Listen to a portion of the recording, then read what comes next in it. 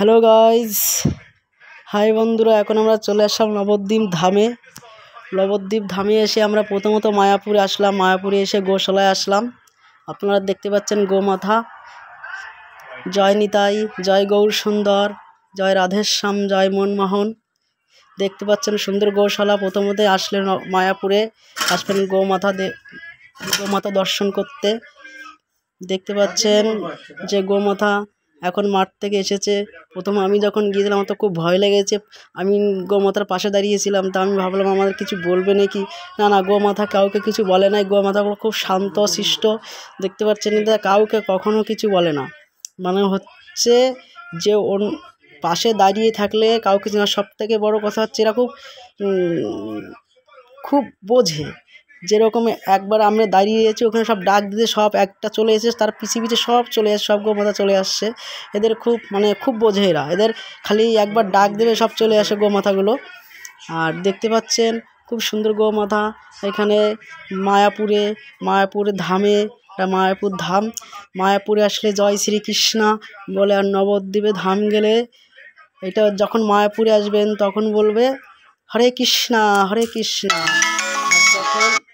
যখন আপনি নবদ্বীপে যাবেন তখন বলে জয় নিতাই, জয় গৌর, জয় নিতাই, জয় নিতাই, জয় নিতাই।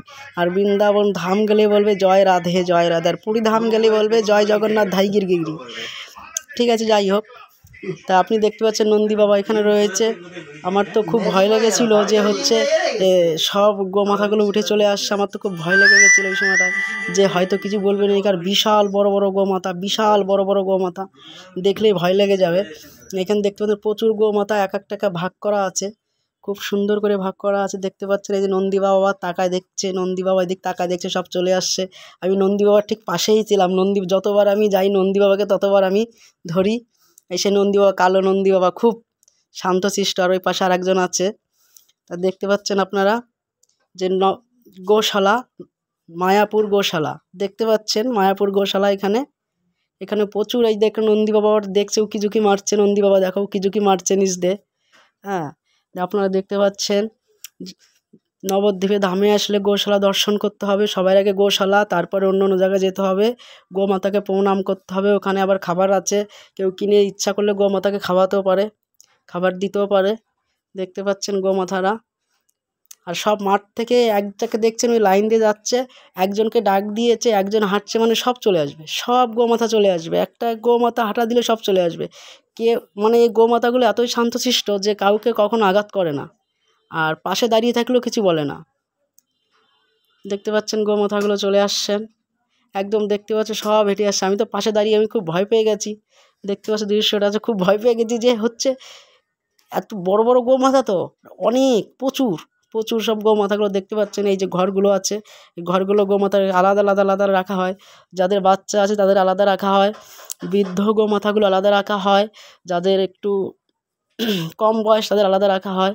এখানে সব আলাদা ভাগ করার। এখানে প্রচুর লোক কাজ করে, প্রচুর লোক গোমাতাগুলোর সেবা করার জন্য রাখা আছে, প্রচুর সেবা করার জন্য রাখা আছে। দেখতে পাচ্ছেন এখানে সব গোমাতা এই সমস্ত ঘরে সব।